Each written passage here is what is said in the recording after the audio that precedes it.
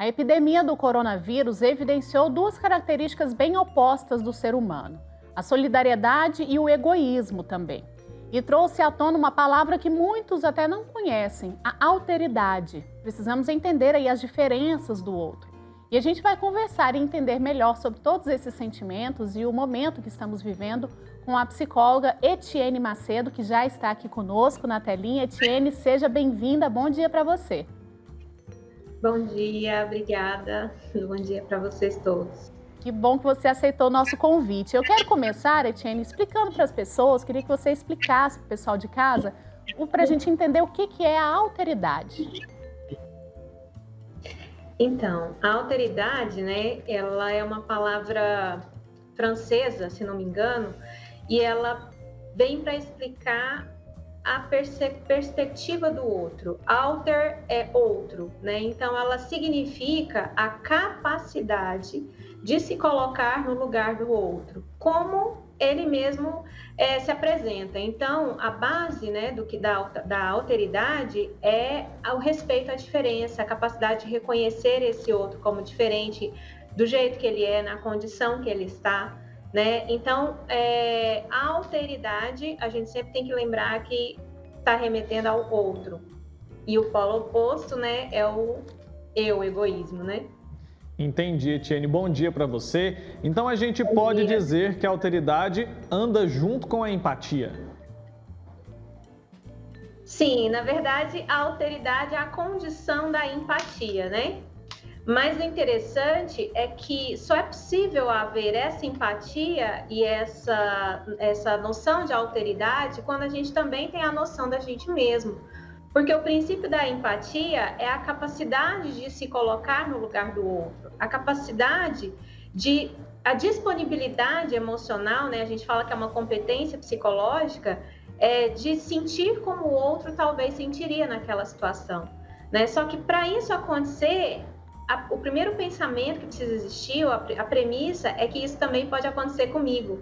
Então, não existe alteridade, não existe esse reconhecimento do outro sem o reconhecimento de mim, do eu, o reconhecimento também de que aquilo que acontece com o outro pode acontecer comigo, o reconhecimento de que poderia ser eu nessa situação, né? Então, são três conceitos, digamos assim, né? Ou três características que caminham juntas, né? A alteridade, empatia e o egoísmo também.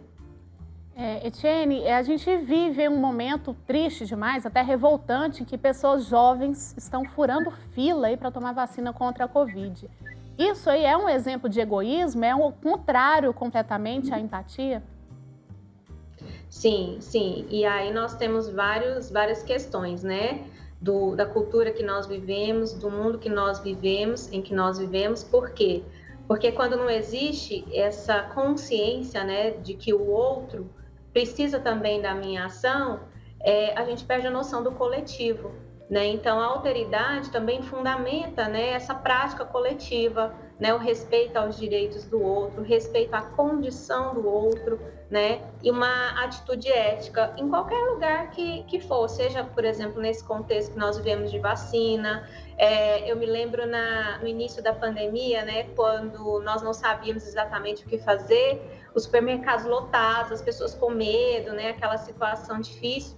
Isso também diz, né, de uma dificuldade no desenvolvimento e na prática, né, dessa habilidade, que é a empatia, que está na base, né, dessa alteridade.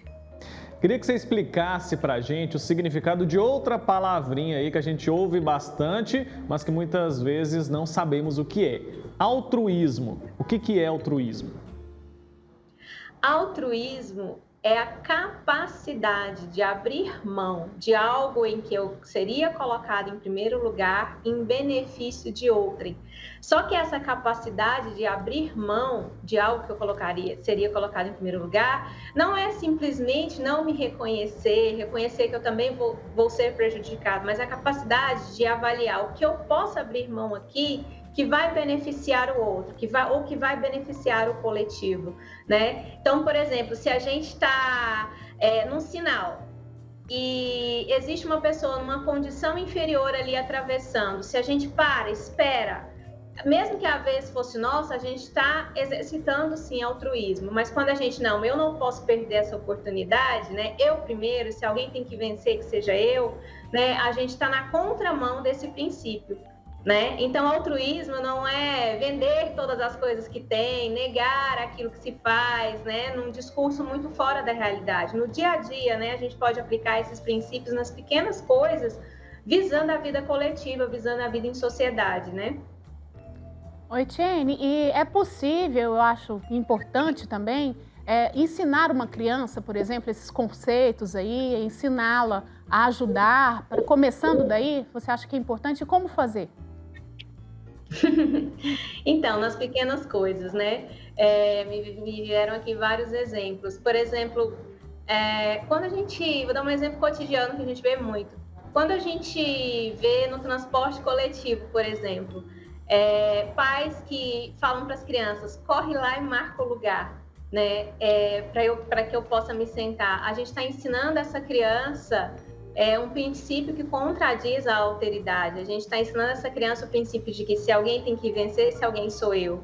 Quando a gente vai deixar uma criança na porta da escola e ali está escrito que aquela vaga é para portador de necessidade especial ou para algum idoso e a gente se aproveita daquela situação para tirar a vantagem, parar na porta da escola, a gente também está ensinando um princípio que vai na contramão dessa alteridade.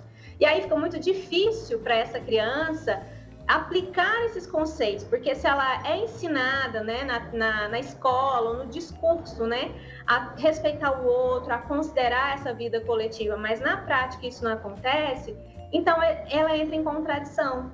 Né? Então, não é um conceito assim tão complexo, tão difícil e teórico, né? No sentido de que é longe da nossa realidade. Nós podemos, com pequenas atitudes, né? No nosso dia a dia mesmo, fazer desses princípios práticas cotidianas. Eu acho que o mais importante ainda é a questão do exemplo, né? Não é a questão de ensinar, é ensinar com exemplo, né, Etienne? Porque à medida que a criança, uma criança que está em formação ali, ela imita tudo que os pais fazem, né?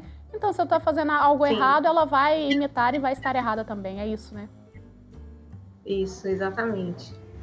Então, a gente pode dizer aí que a regra que nós devemos seguir aí no nosso dia a dia é a seguinte: se coloque no lugar do outro e o respeite como se fosse você ali naquela situação. Sim, se coloque no lugar do outro e respeite como se fosse você. Mas para isso acontecer, a gente precisa olhar para dentro e ver que, de repente, você, né, realmente poderia estar naquela situação. Então, essa empatia pelo outro, ela parte também do princípio de ter empatia conosco mesmo, né? De entender que nós também podemos estar naquela condição inferior ou naquela condição de falha, de erro, né? Então, a gente sempre fala que o princípio de também poder enxergar o outro é a capacidade de enxergar a si mesmo. Porque nesse reconhecimento do egoísmo, do ego, né? Nesse reconhecimento de mim e do outro, é que a gente pode construir uma coisa juntos. É que a gente pode construir realmente uma relação respeitosa, seja em que âmbito for. Etienne, a gente falando muito aí sobre essas questões assim, né? A gente em sociedade, né? Assim, na rua, né? Em comunidade, enfim. Mas esses conceitos aí, qual a importância deles para esse momento de pandemia, principalmente, para as famílias? Por exemplo, uma família que está aí trancada dentro de casa, né? É importante também exercitar essa questão da empatia, da alteridade. O que isso pode fazer de diferença e quais conflitos que poderia até evitar, né? A gente vê tantos conflitos aí, o pessoal que está trancado dentro de casa. No contexto, né, assim, a gente, ao longo desse ano de pandemia, a gente enfrentou contextos diferentes, né? Em casa, para as famílias que estão, né, nessa medida rígida de isolamento, né, restrita, a gente precisa entender que a convivência, né, o aumento do tempo juntos, ela acentua, né, e ela mostra mais conflitos. Então, a família precisa entender, uns pais e filhos e assim por diante, que todos estão lidando com uma situação limite. Por exemplo, aquele pai, aquela mãe que trabalhava fora o tempo todo e migrou para o trabalho em casa, né, tendo que gerenciar ao mesmo tempo muitas coisas. Não é uma situação fácil. Aquele filho que criança ou adolescente que era acostumada a estar ali o tempo todo interagindo perto dos amigos, de repente ele começa a ter aulas de uma tela de celular, porque algumas famílias não têm computador, né? Então a gente precisa entender também que essa condição ela é estressante e ela é difícil para as crianças e para os adolescentes. Então eu sempre falo, a gente precisa entender que quando o processo muda, né, a gente não pode exigir o mesmo resultado, a gente precisa balizar um pouco isso para que essa convivência seja respeitosa. E também, olhando agora assim, as famílias que adotam, cada família, né, de acordo com a sua cultura, ela vai adotando uma medida. Famílias que adotam medidas diferentes ou que, por algum motivo, né, isso acontece muito nas famílias ampliadas que a gente fala, né, entre os parentes. Por algum motivo fazem algo que aquela família nuclear, entre aspas, condena ou não faria, também a gente precisa entender que aquela família também está vivendo uma situação limite, né? É igual quando a gente vê alguém que está no isolamento e alguém que não suportou e saiu de casa, né? Se a gente faz o julgamento também que essa pessoa não pensa no outro, a gente pode incorrer no erro de estar sendo bastante egoísta e de achar que essa pessoa deveria agir exatamente como nós agimos. Até para entender o erro que o outro comete, né, a gente precisa exercitar essa alteridade, né, e essa empatia. Isso sim é que é a capacidade de se colocar no lugar do outro, não é falar, eu faria isso no seu lugar, né? Na verdade vamos ver o que você está apresentando com isso que você está fazendo, falando ou sentindo, né? Será que eu consigo me encaixar nisso, tentar me encontrar com você nesse lugar, né, do que você está falando ou fazendo? E por aí vai, né? A gente vai ampliando os contextos e vai aumentando as possibilidades de realmente construir, né, uma convivência respeitosa, né, seja nesse tempo de pandemia ou em qualquer outro tempo, né? Etienne, na sua opinião, por que a gente muitas vezes tem dificuldade de praticar a alteridade? Você acha que é uma questão cultural ou não? Também é uma questão cultural, porque nós vivemos numa sociedade altamente competitiva, né? Nós vivemos numa sociedade de vitrine, né? Assim, onde é preciso ser perfeito, é preciso estar, né, muito bem ranqueado em tudo. Então, nós vivemos uma sociedade onde não se permite errar, onde não se permite falhar. E um dos princípios, assim, do ponto de vista psicológico, que nos limita no exercício dessa alteridade é a dificuldade de olhar para as nossas falhas, de olhar para os nossos erros, de olhar para os nossos vacilos mesmo, né? Porque todos nós cometemos erros, vacilos e temos aquela pedra no sapato, né?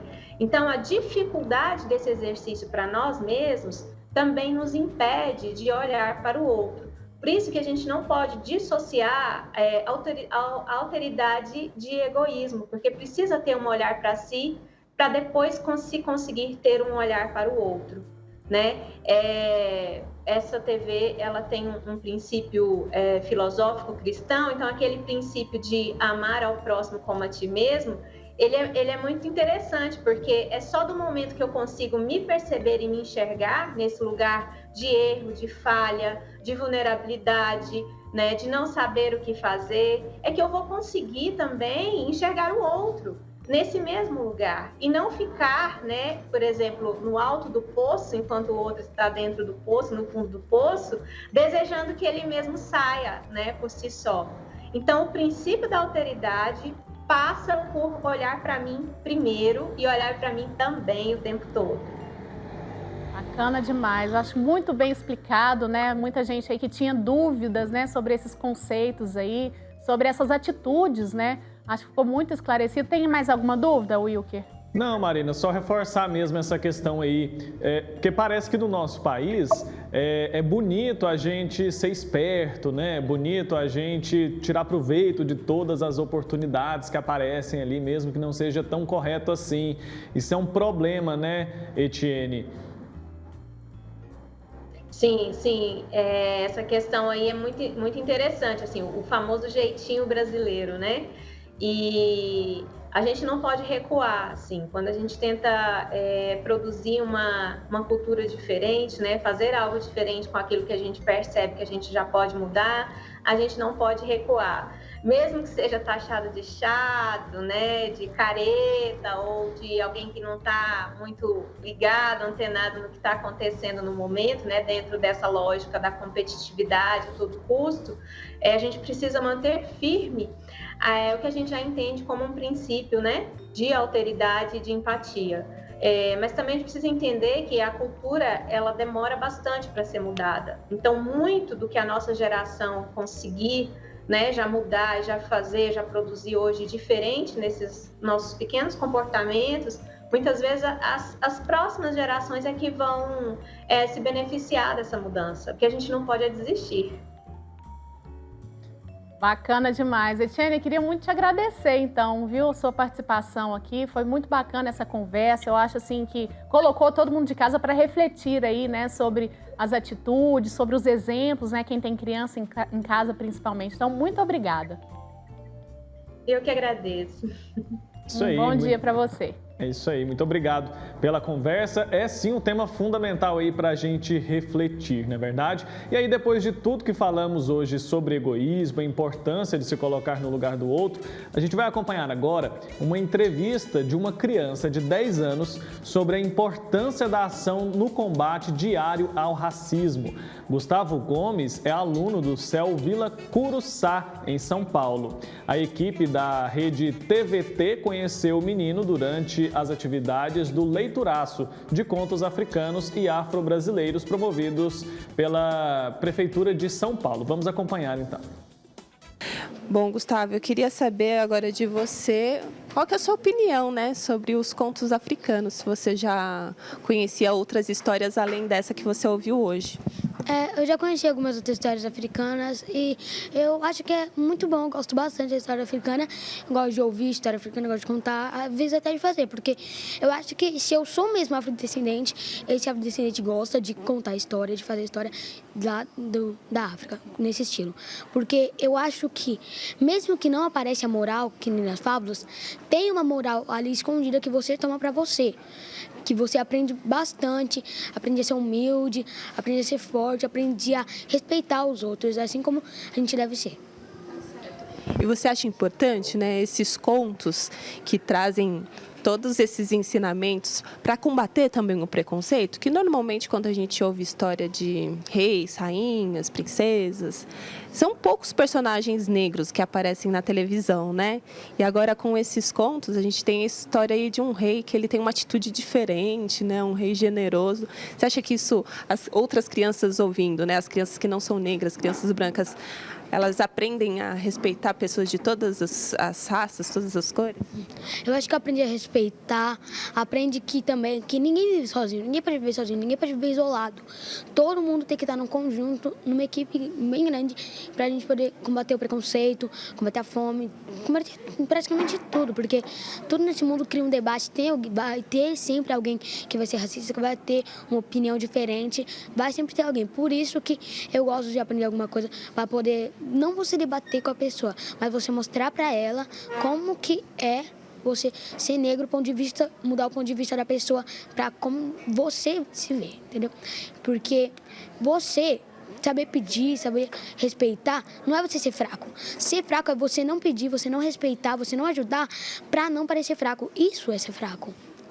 Por isso que nunca é bom ser arrogante com as pessoas, nunca é bom você tentar debater a pessoa para poder deixar ela no chão. Você tem que fazer a pessoa ver o seu ponto de vista, entendeu? Isso que vai mostrar para a pessoa que mesmo, você é negro, você é isso. Não, eu sou negro, mas eu tenho 2 olhos, dois braços, 2 pernas, 2 rins, um pâncreas, um fígado. Tudo que você tem, tudo que muda é a cor da pele e a personalidade, porque o caráter é a única coisa que quase nada pode mudar. Ai, que lindo! Que clareza ele consegue colocar nas palavras, né, Marina? Eu estou aqui, boquiaberta, Will, que eu estou impressionada com essa criança de 10 anos, gente, Gustavo. Queria dar um abraço nele agora. Que coisa mais linda, gente. Que clareza realmente, como você disse, Wilker. E que consciência, né, que ele tem. E como ele consegue se expressar bem, né? Explicar Sim, bem o que ele está sentindo, né? Ele fala muito bem, com propriedade, né? A sensação que a gente tem é que dá para ficar ouvindo ele falar sobre questões raciais aqui por horas, porque é uma criança fora do comum. Palestrou. Viu? Palestrou, realmente. Que coisa bonita e que importante, né? Estávamos falando agora há pouco sobre alteridade, né? Sobre se colocar no lugar do outro. Essa criança aí, com certeza, é um exemplo para todos nós, um exemplo disso. Tem muita, apesar da pouca idade, já tem muito ensinamento para nos passar, né? Com certeza, aprendi demais. Muito Com mais esses claro 2 do que minutos muita aí gente de grande. fala, realmente deu um show. Sem dúvida. Olha,